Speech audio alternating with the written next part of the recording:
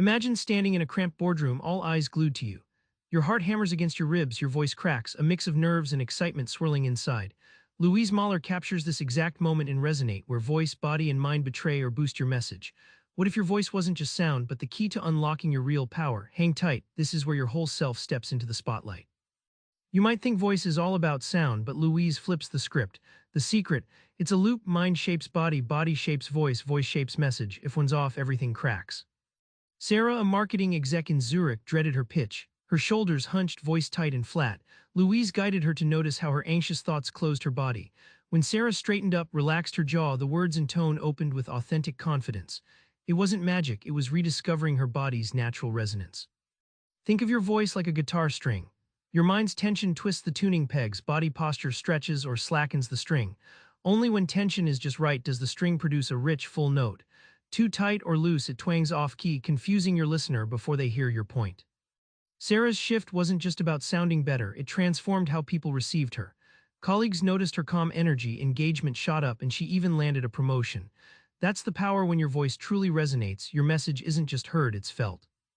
Everyone fears nerves, heart racing, voice trembling, but Louise flips that fear upside down. Nerves aren't your enemy, they're your speaking superpower if you learn to ride the wave instead of drowning in it.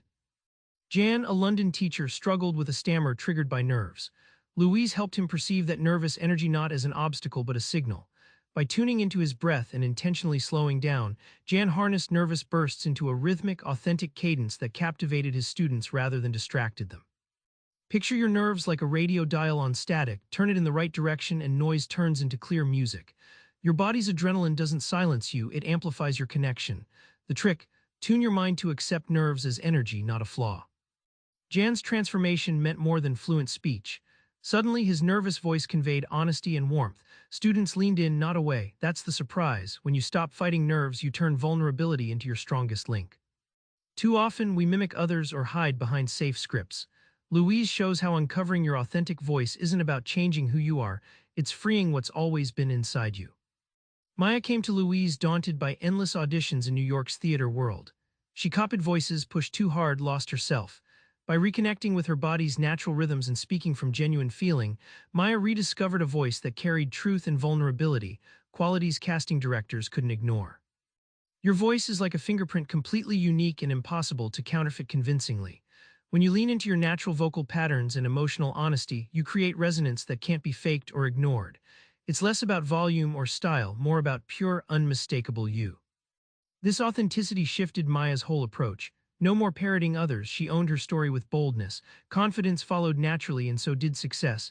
When your voice reflects your real self, listeners lean in, not out.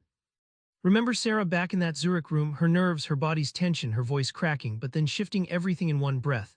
What changed? She tuned in instead of tuning out. Now it's your turn. Next time you speak, pause, breathe down to your core, feel your posture, and let that authentic voice spill out. It won't just be heard, it'll resonate. Subscribe for more book summaries like this one.